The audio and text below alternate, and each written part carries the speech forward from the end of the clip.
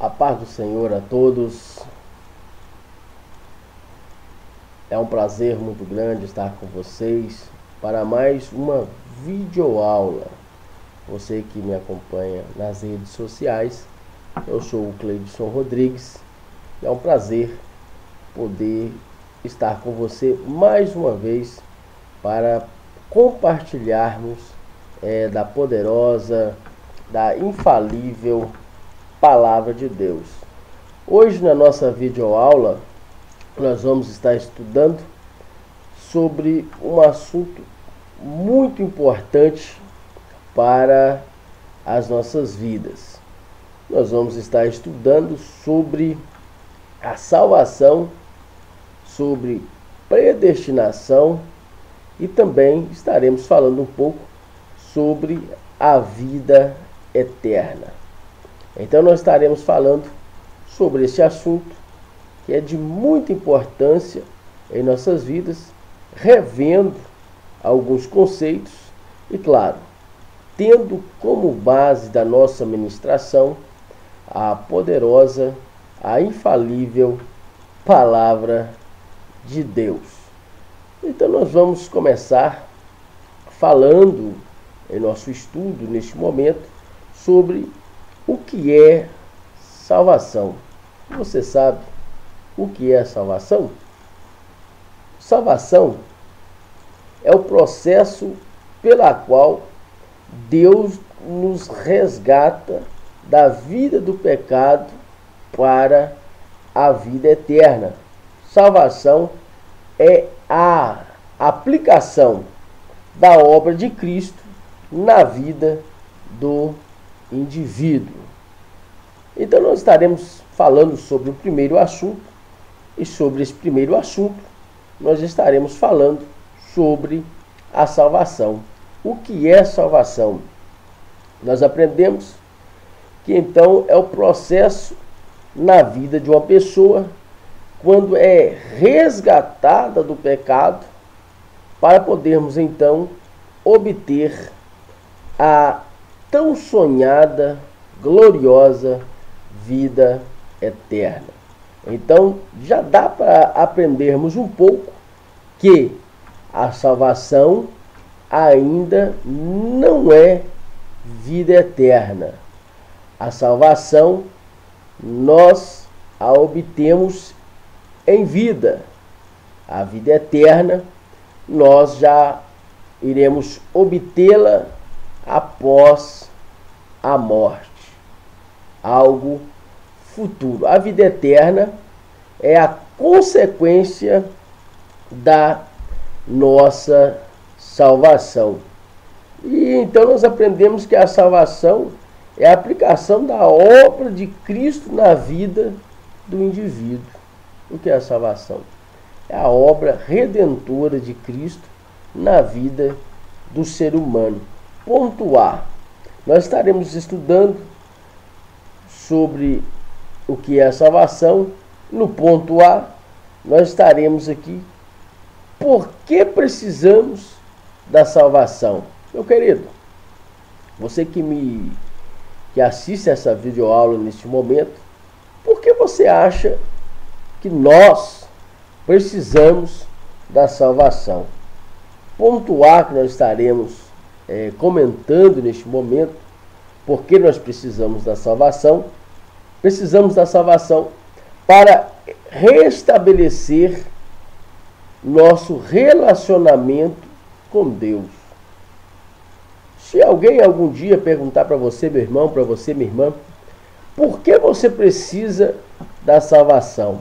Você poderá respondê-lo ou respondê-la que você precisa da salvação porque você precisa restabelecer o seu relacionamento com Deus. Quando nós lemos a história da Bíblia, desde o início da criação do homem, que Deus havia criado tanto Adão, depois em seguida criou Eva para ser a sua companheira, a sua adjuntora, Deus os colocou no jardim do Éden com o propósito Nós bem sabemos que o homem é a coroa de toda a criação, mas Deus criou ali com os propósitos definidos para guardar, cultivar e também adorar a Deus. Nós, seres humanos, nós fomos criados para poder reverenciar um ser supremo, nosso Criador, que é Deus, o nosso Senhor. Nós lendo a história, nós bem sabemos que Adão, após Eva desobedecer a ordem de Deus, ser enganada pela serpente, comer da árvore do fruto da árvore que Deus havia proibido, levou desse fruto para Adão. Ambos se alimentaram desse fruto. Após Adão se alimentar desse fruto, eles perceberam que estavam nus. Da dispensação da inocência, que é a primeira dispensação do governo humano, a dispensação que eles ainda não eram conhecedores do mal, agora eles passaram a ser conhecedor tanto do bem quanto do mal, dando início à segunda dispensação, que é a dispensação da consciência. Passaram da dispensação da inocência, que é a primeira, para a segunda dispensação da consciência, aonde o homem poderia escolher entre o bem e o mal. Nós bem sabemos que o homem, infelizmente, escolheu um caminho do mal. O homem escolheu um caminho de pecado. O homem escolheu um caminho de transgressão, tendo como primeiro assassinato, ou primeiro homicídio, tanto de Caim, que matou o seu próprio irmão Abel, e assim o homem passou a prosseguir nos caminhos do mal.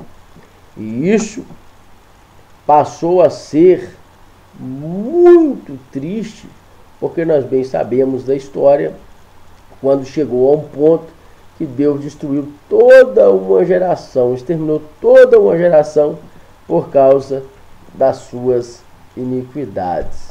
Então nós, seres humanos, nós necessitamos da salvação para podermos estabelecer um relacionamento com Deus, um relacionamento esse perdido através do pecado.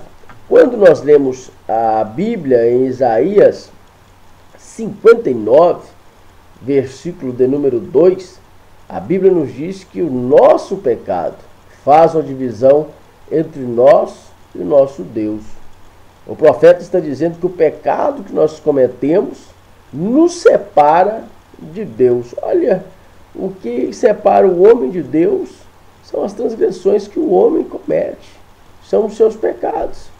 E quando nós ainda lemos Romanos, no capítulo 3, e o versículo 23, diz a Bíblia que todos pecaram e todos estavam desconstituídos da glória de Deus. O que Paulo está querendo dizer é que todos os seres humanos pecaram. E todos estavam separados de Deus. O homem não tinha mais um relacionamento com Deus. Para obtermos esse relacionamento com Deus, somente através de Jesus Cristo, o nosso Senhor, quando ali ele morreu na cruz do Calvário, nos concedendo o direito por adoção de sermos chamados filhos de Deus, restaurando a nossa intimidade e comunhão com Deus. Então está aí explanado o primeiro ponto do nosso assunto. Quando você for perguntado ou perguntada por que necessitamos da salvação, você pode aí dizer que nós necessitamos da salvação para podermos reestabelecer o nosso relacionamento com Deus. O segundo ponto que eu quero aqui estar falando com você a respeito da salvação: onde nós encontramos salvação? Onde nós encontramos salvação? Salvação nós só encontramos em uma pessoa: Jesus Cristo. Jesus Cristo, nós encontramos a salvação pela fé, que é o meio pela qual aceitamos a Jesus. Lendo a Bíblia, em Judas, no capítulo 1, Judas é apenas um capítulo, no versículo de número 25, diz assim: ao único Deus,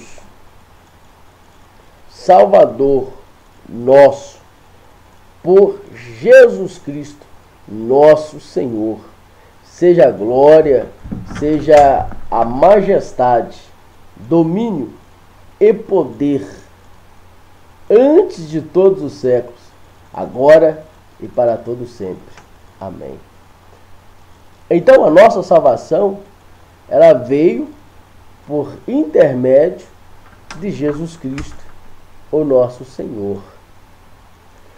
Jesus, ele é o nosso mediador entre Deus e os homens. 1 Timóteo, capítulo 2, versículo 5. Jesus, ele é o único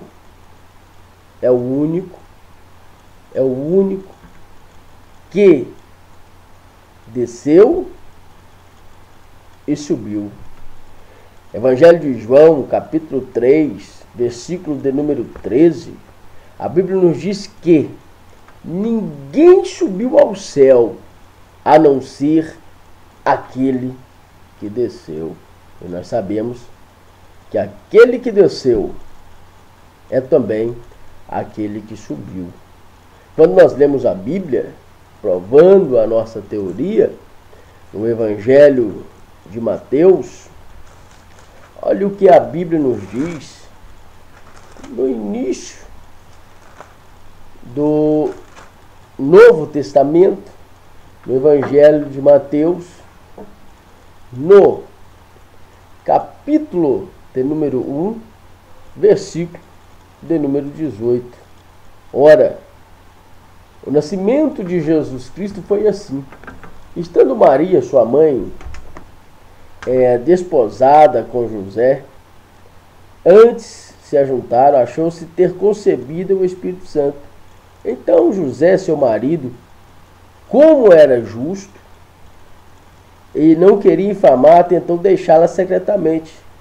E projetando ele isso, eis que em um sonho lhe apareceu um anjo do Senhor dizendo: José, filho de Davi, não temas de receber Maria, tua mulher, porque o que nela está sendo gerado é do Espírito Santo. Ela dará à luz a um filho, e lhe porás o nome de Jesus, porque ele salvará os seus povos de seus pecados. Nós louvamos a Deus, porque existia uma mulher com integridade, na qual o nome era Maria, uma mulher especial, que foi escolhida por Deus para conceber através do Espírito Santo e nela ser gerado um filho. E este filho que nela estava sendo gerado, este seria Jesus. E este salvaria o seu povo de seus pecados. O texto narra a encarnação de Jesus para que então cumprisse o que havia sido dito pelo profeta. Eis que a virgem conceberá e dará à luz a um filho, e ele será chamado de Emanuel, que traduzindo, Deus conosco. Deus não havia esquecido da sua promessa, que havia feito para Adão e Eva, ainda lá no Jardim do Éden. No capítulo de número 3 do livro de Gênesis, narra a queda do homem, mas também narra a provisão divina, a válvula de escape para a humanidade. Ninguém subiu ao céu a não ser aquele que desceu, Jesus Cristo. Quando nós lemos o Evangelho de Mateus, nós estamos narrando aquele que desceu, Jesus Cristo. Quando nós lemos a Bíblia, no livro de Atos dos Apóstolos, no capítulo de número 1, a Bíblia ela está nos dizendo que no versículo de número 8, a seguir, para você entender melhor o texto, porque cada texto ele tem o seu contexto, cada contexto ele tem a sua história, versículo ou texto. Sem contexto, ele vira pretexto. Então, muitas heresias são ensinadas através de um versículo isolado da Bíblia. Mas nós lemos o texto com o contexto para não virar pretexto e você entender o que eu estou dizendo para você neste momento. No versículo 8, diz a Bíblia: mas recebereis a virtude do Espírito Santo que há de vir sobre vós, e ser-me-eis testemunha em Jerusalém, como toda a Judéia e Samaria, até os confins da terra. E quando dizia isto, vendo eles, foi levado às alturas, e a nuvem o recebeu e o ocultou aos seus olhos. E estando com seus olhos fitos no céu, quanto ele subia, eis que junto deles puseram 2 varões vestidos de branco, aos quais lhe disseram: varões galileus, o que estáis olhando para o céu? Esse Jesus que dentre vós foi recebido em cima no céu. Aí depois o texto narra que ele que havia de vir, assim como no céu o viste ir. Este Jesus, que foi concebido, gerado no ventre de uma mulher chamada Maria, aquele que desceu, é o mesmo Jesus que no texto de Atos dos Apóstolos, o Lucas, ao escrever o livro de Atos, está narrando que este Jesus, ele subiu.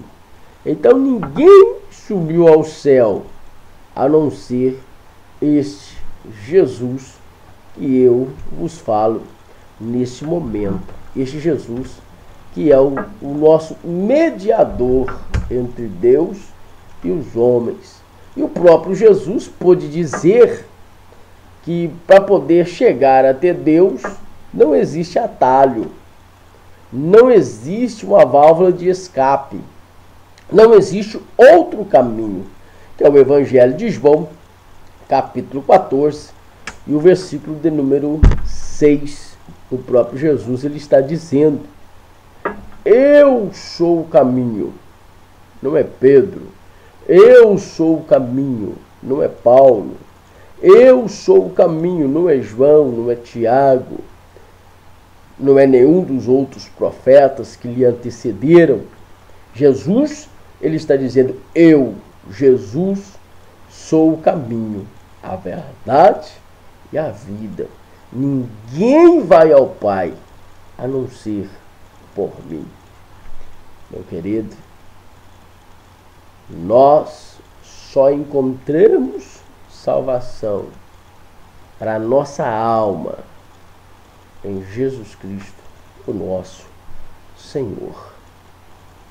Outro ponto que eu quero estar falando aqui a respeito da salvação é que a salvação do ser humano, a salvação do homem, a salvação da humanidade é obtida pela graça de Deus.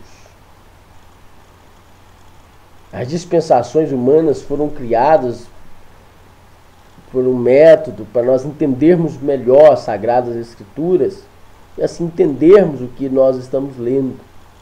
Então, de acordo com os dispensacionalistas, nós estamos vivendo na dispensação da graça, que é a sexta dispensação.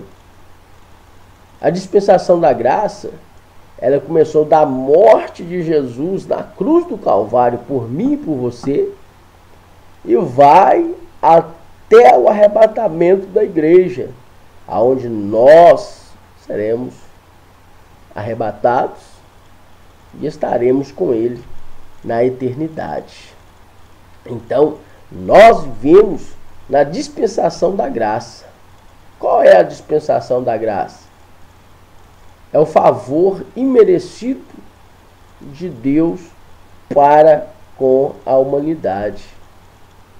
Nós não merecíamos a salvação, mas por sua misericórdia, por sua bondade, nós podemos então ser salvos por Cristo Jesus, o nosso Senhor. Então nós vivemos na dispensação da graça. E em Efésios, capítulo de número 2, versículo 8 e 9, nós vamos estar lendo o que Paulo está dizendo aos irmãos em Éfeso. Ele é claro em nos explicar o que realmente nós podemos então obter através da graça, a dispensação que nós estamos vivendo. Efésios, capítulo de número 2, versículo de número 8, versículo de número 9. Olha o que Paulo ele está nos dizendo através das Escrituras Sagradas. Porque pela graça sois salvos por meio da fé. E isso não vem de vós, é dom de Deus. Não vem das obras, para que ninguém se glorie.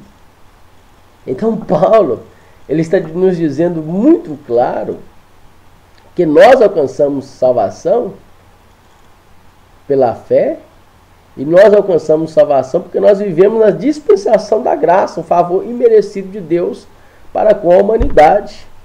Olha ainda mais o que o texto ele está nos dizendo, que nós somos salvos pela graça, que isso não vem de nós, isso não vem do homem, isso não vem do governo, isso vem de Deus, é um dom de Deus.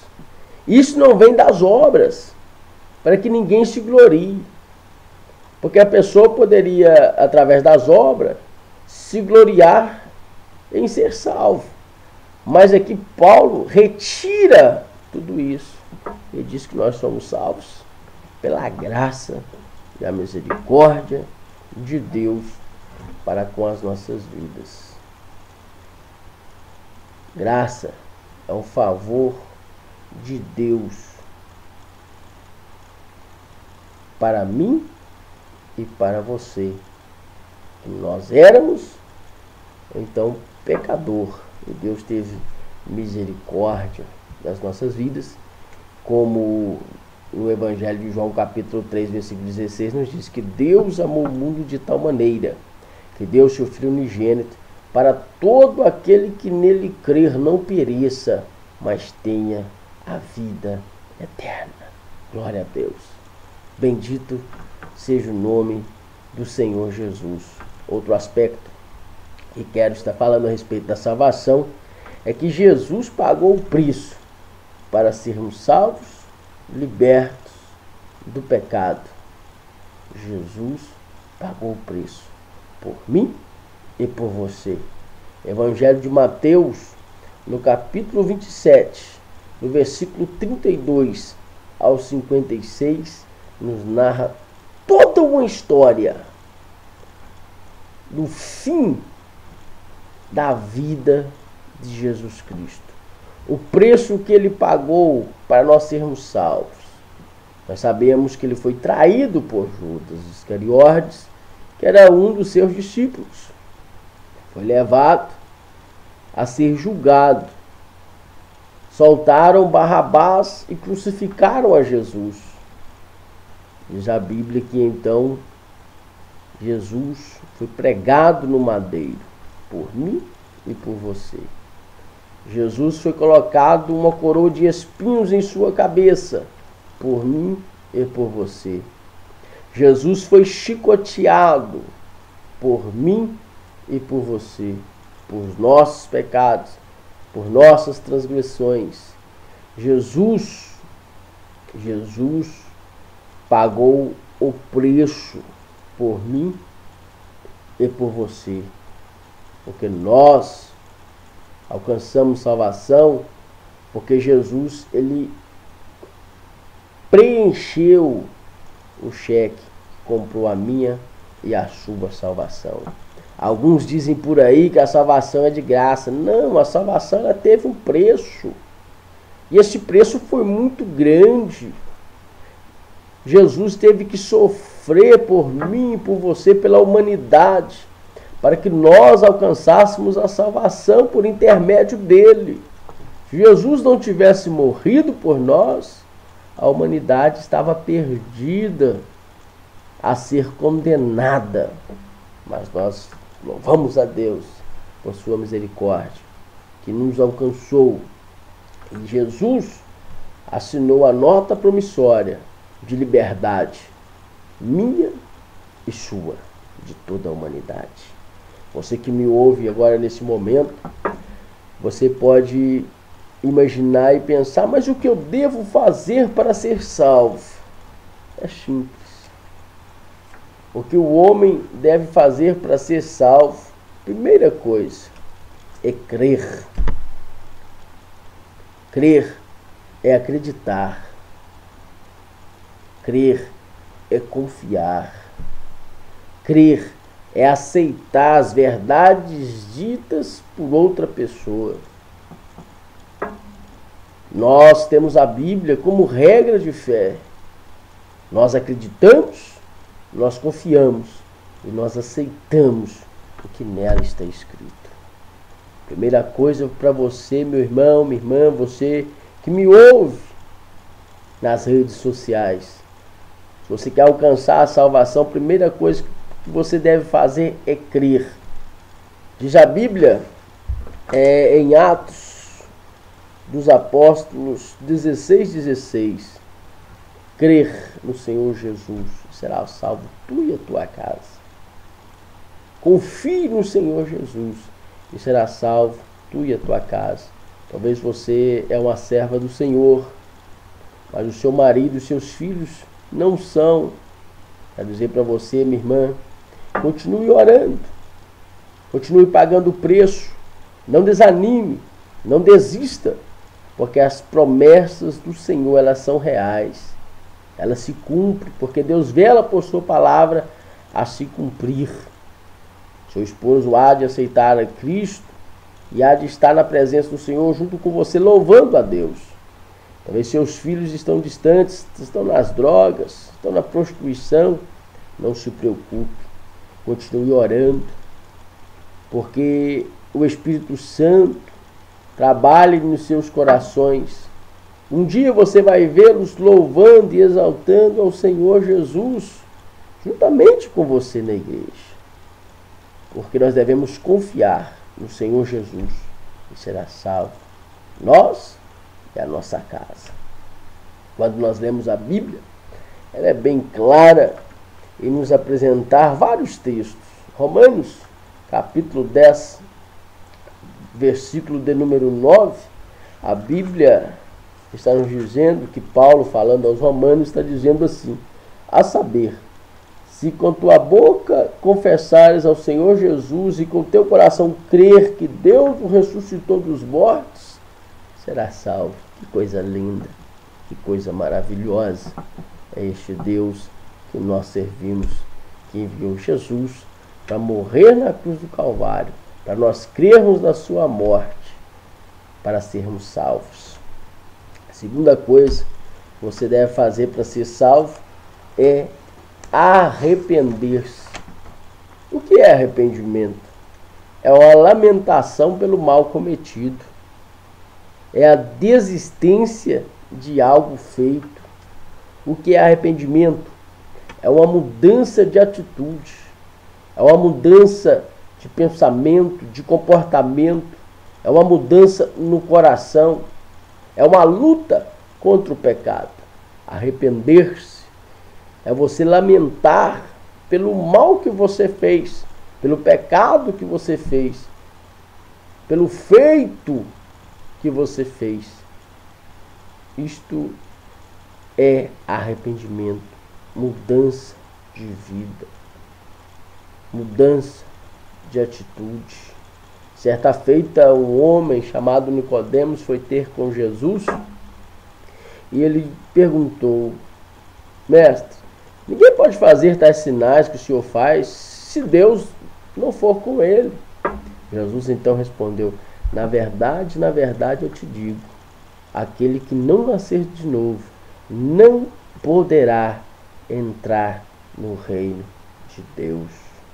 Nicodemos ficou confuso. Mas eu vou voltar a entrar no ventre da minha mãe, sendo eu já velho? Jesus então pôde dizer: na verdade, eu te digo, aquele que não nascer da água e do Espírito não pode entrar no reino de Deus. Porque o que é nascido da carne é carne, e o que é nascido do Espírito é Espírito. Jesus estava falando da regeneração na vida do homem. Paulo ele pôde dizer em 1 Coríntios capítulo 5, versículo 17, ele pôde expressar as seguintes palavras: aquele que está em Cristo, nova criatura é, as coisas velhas se passaram e tudo se formou novo na vida daquele que se arrependeu de seus pecados. Terceira coisa, a pessoa deve confessar Jesus como o seu Salvador. A palavra confessar vem do verbo de regência múltipla ou proporcional. Confessar é você contar os seus pecados. O que é confessar? É você contar os seus pecados. Quando você conta os seus pecados, você está dizendo que está querendo uma absolvição dos seus erros. Você, nós, estávamos sentados no banco de réu para ser condenados. Já a Bíblia, Romanos 6:23, que o salário do pecado é a morte, mas o dom gratuito de Deus é a vida eterna em Cristo Jesus, o nosso Senhor. Nós estávamos sentados no banco de réus para ser condenados. Mas nós cremos em Jesus. Nós nos arrependemos do mal que nós estávamos cometendo. Então agora chegou o momento de nós confessarmos a Ele como nosso Salvador. E nós contamos a Jesus as nossas culpas, os nossos erros, as nossas transgressões. Porque nós estávamos buscando a sua absolvição. Nós queríamos ser absolvidos dos nossos erros. E quando nós lemos a Bíblia, lá na Epístola de João, 1 João, no capítulo 2, versículo de número 1, olha o que a Bíblia ela está nos dizendo: meus filhinhos, estas coisas vos escrevo para que não pequeis. E se alguém pecar, temos um advogado para com o Pai, Jesus Cristo, o justo. O que João estava escrevendo? João estava dizendo: meus filhinhos, estas coisas eu estou escrevendo para vocês não pecarem. Mas todavia, se alguém pecar, temos um advogado perante ao Pai, Jesus Cristo, o justo. Então, Jesus é quem nos defende e julga as nossas causas diante de Deus, dando-nos a absolvição das nossas culpas, dos nossos erros. Então devemos confessar a Cristo como Salvador, porque esta atitude é necessária para alcançarmos a salvação. Amém? Vamos prosseguir? O segundo ponto que eu quero aqui estar falando é sobre a salvação, que nós falamos no ponto que aqui nós falamos, e agora sobre a predestinação. O que é predestinação? É um assunto muito relevante dos nossos dias atuais, este assunto da predestinação. Então nós vamos aprender o que é predestinação. A predestinação, ela é uma das teologias ou dentro da teologia, aliás, desculpe-me, dentro da teologia, essa é a doutrina mais rejeitada entre os ensinos calvinistas. Quais são os ensinos calvinistas? Nasceram de João Calvino, que viveu entre 1509 a 1564. Este homem foi um dos reformadores da igreja, um dos pais da igreja. E uma de suas teorias, uma de suas doutrinas, que é ensinos, ele ensinou a respeito da predestinação. A predestinação, dizendo em seus ensinos, é que a pessoa nasceu para ser salva, ela pode viver uma vida de pecado, que no final ela vai ser salva. E que a pessoa que nasceu a ser condenada, ela pode aceitar Jesus, mudar de vida, ter bons frutos, mas no final ela seria condenada. Então nós vamos estar lendo na Bíblia e aprendendo sobre a predestinação. O que a Bíblia nos diz sobre a predestinação? Quando nós lemos a Bíblia Sagrada, ainda lá no início da palavra de Deus, nós vamos estar lendo o início da história humana, lá no início da Bíblia Sagrada, quando nós lemos a respeito de Caim e também Abel. Nós já falamos aqui a respeito da queda do homem, da queda de Adão, da queda de Eva, e esses pecados trouxe consequências para a geração futura e também para a sua própria família, tiveram consequência desses pecados. E nós sabemos que um dos seus filhos, chamado Caim, assassinou o seu próprio irmão, que era Abel.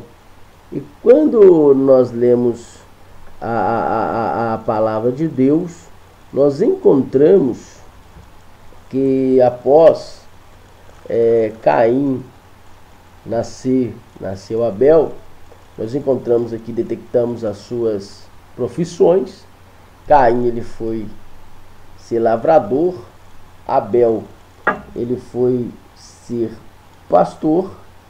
E quando nós lemos o texto da Bíblia, que é mencionada no nascimento tanto de Caim quanto de Abel, nós encontramos que no texto, no versículo de número 8, para você entender melhor o texto, nós encontramos aqui que no versículo de número 8, a seguir, nos diz assim, aliás, desculpe, reconciliando aqui o texto, eu quero estar lendo com você o versículo, somente o versículo de número 7, depois nós estaremos lendo o versículo de número 8. Diz-nos assim: se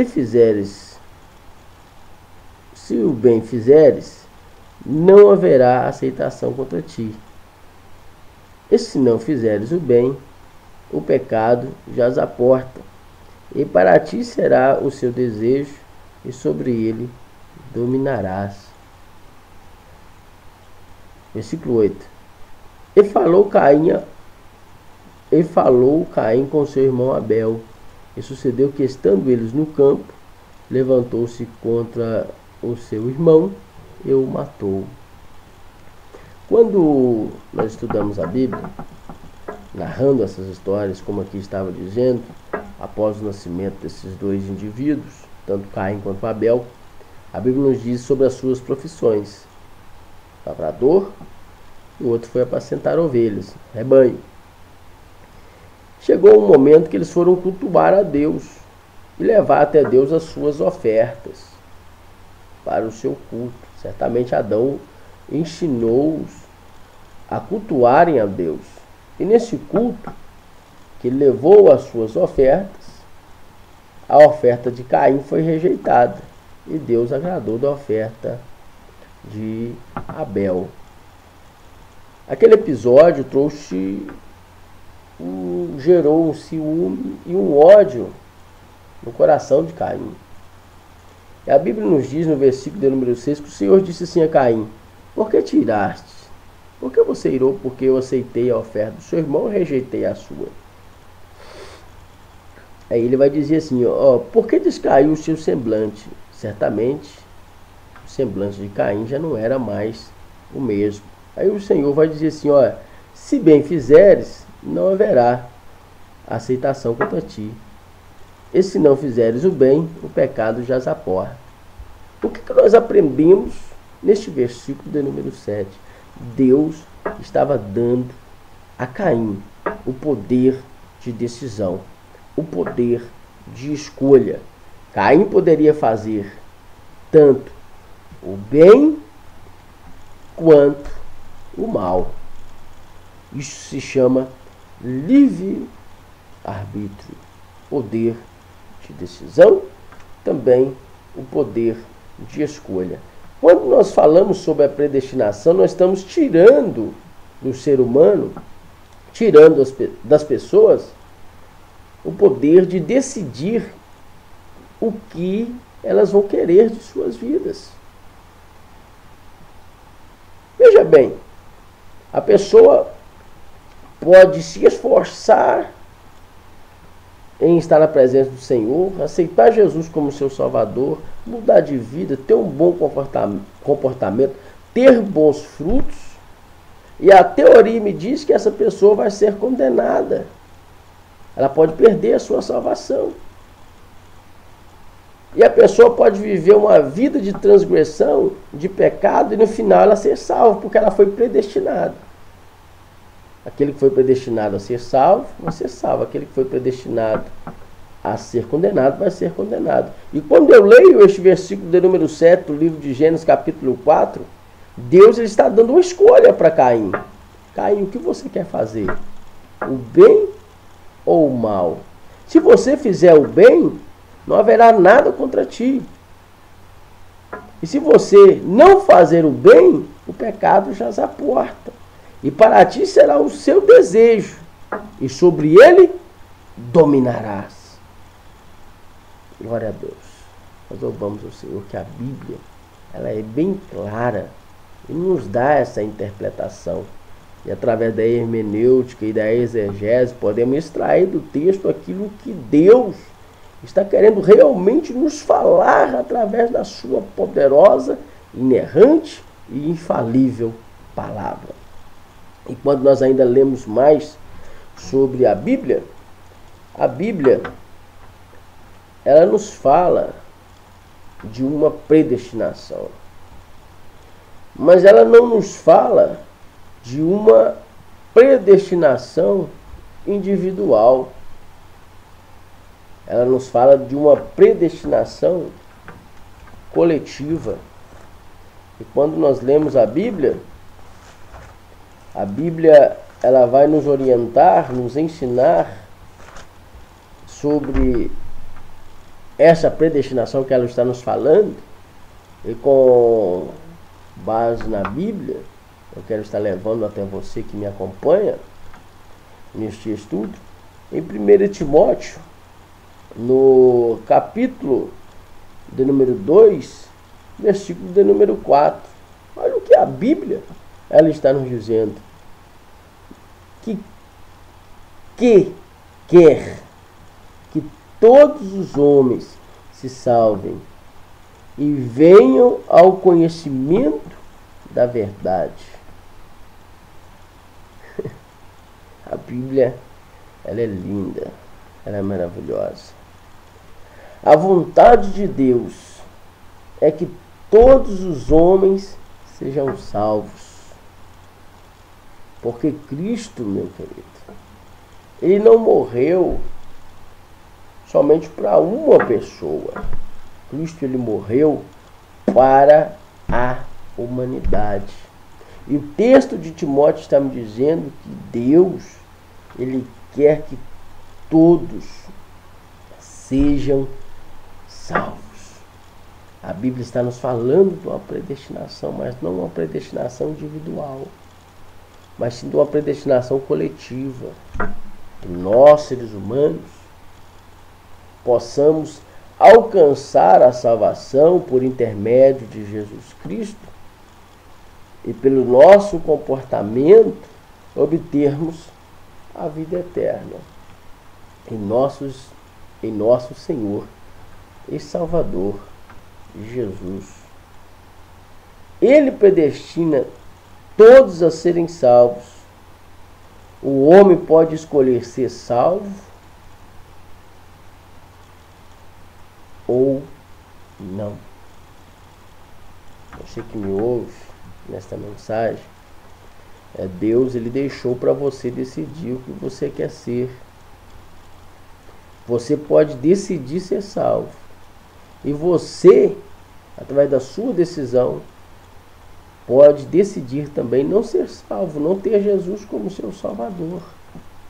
Então é você que escolhe ser salvo ou não. Porque Deus deixou isso para você escolher. Adiantando o que nós aqui estamos falando, nós vamos aqui finalizar sobre o que é vida eterna. Então nós já estudamos sobre salvação, falamos aqui um pouco sobre a predestinação e agora vamos falar sobre o que é vida eterna.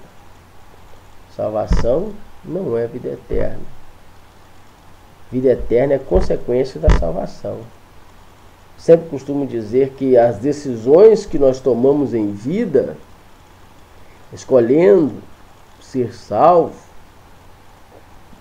é que vai definir o nosso futuro após a morte. Então, Deus nos deu o poder de escolha.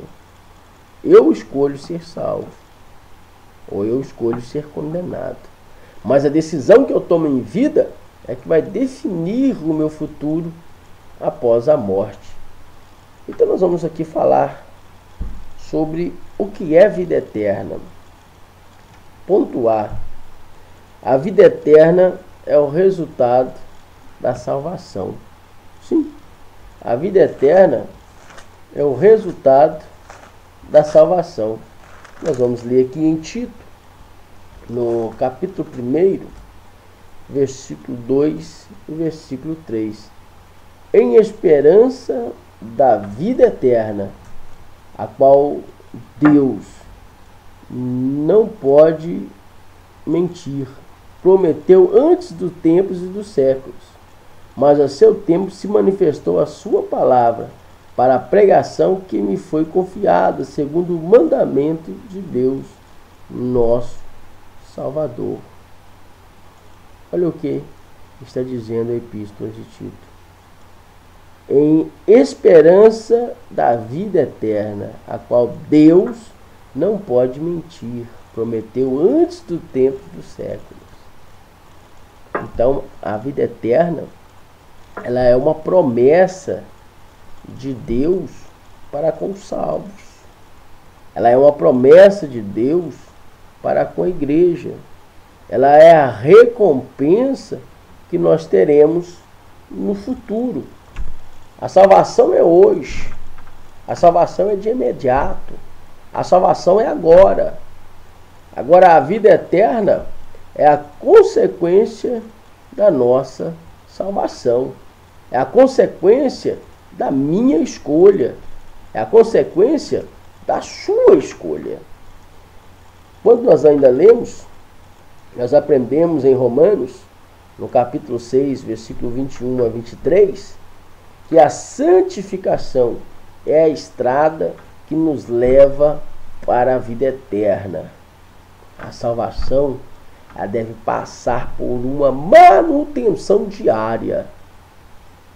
É o que Paulo disse: analise, pois, o homem a si mesmo e veja como está a sua conduta de vida. Então, para obtermos a vida eterna, nós devemos passar por uma manutenção diária. O que é essa manutenção? É a santificação, a nossa separação deste mundo de trevas. Viver uma vida em santidade quer dizermos viver uma vida separada deste mundo. E Paulo pôde dizer aos Romanos, no capítulo 12, no versículo 1, ele está dizendo assim: rogo, pois, irmãos, pela compaixão de Deus, que apresentais o vosso corpo como sacrifício vivo, santo e agradável a Deus, que é o vosso culto racional. Não vos conformeis com este mundo, mas transformai-vos pela renovação do vosso entendimento, para que você experimente qual seja a boa, perfeita, agradável vontade de Deus na sua vida. Então é necessário nós passarmos pela santificação, porque ela é a estrada que nos leva para a vida eterna. Nós estamos vivendo numa sociedade que está cada dia mais corrompida com o pecado, entregue às trevas e ao pecado. E nós não devemos, de forma alguma, conformar com essa sociedade corrupta que está denegrindo a cada dia mais a imagem de Cristo. Nós, como santos e salvos em Cristo Jesus, como igreja, devemos ser luz em meio às trevas. Glória a Deus. Terceiro ponto aqui que eu quero falar é que a vida eterna é para quem crer. Novamente eu volto no ponto e digo que para você obter a vida eterna, você tem que crer na vida eterna. Você tem que confiar na vida eterna. Você tem que confiar nas palavras que aqui são escritas nesse livro santo.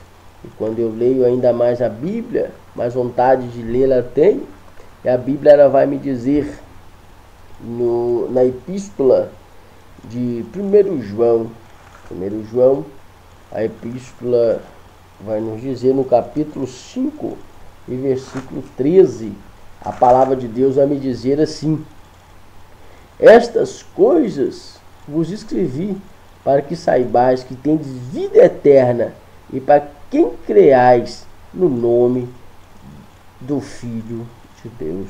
Olha o que João está dizendo novamente em sua epístola: estas coisas eu vos escrevo.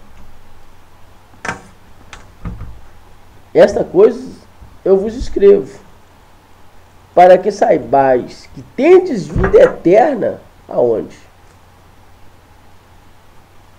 Em Jesus Cristo, o Filho de Deus.